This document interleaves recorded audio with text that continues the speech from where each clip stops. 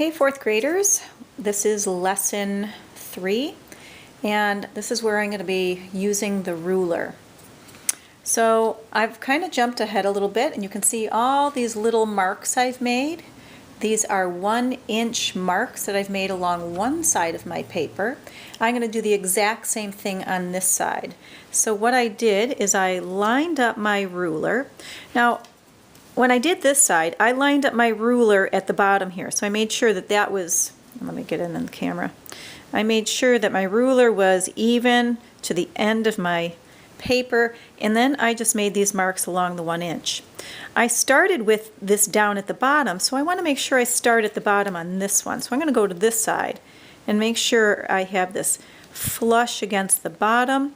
I'm going to hold this steady, and all I'm going to do is go to the inch mark and make little marks. You don't want to make big marks, but you want to make marks that you're going to be able to see.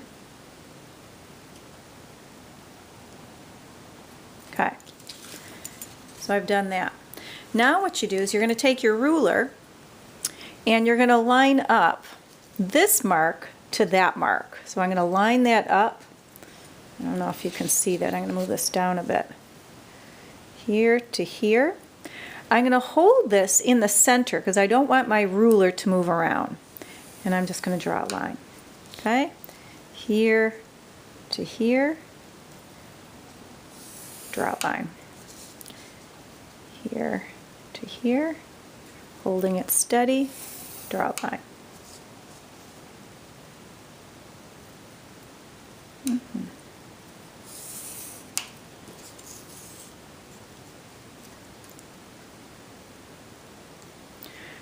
This will take a little bit of time, but now you should know how you would make some nice straight lines across a piece of paper.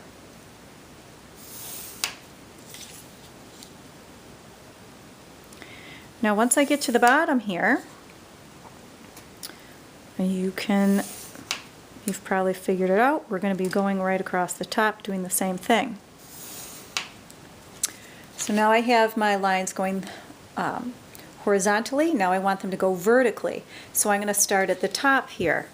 I'm going to line up my ruler to this edge. I'm going to make I'm going to make little marks against the inch. Okay, just like that. And I'm going to do it again at the bottom.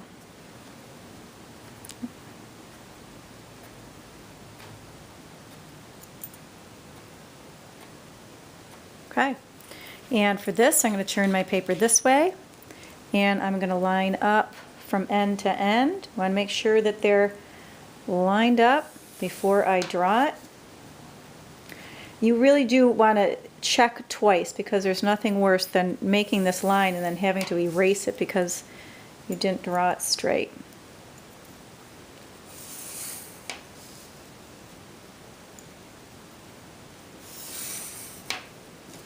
Oops, I'm out of the camera.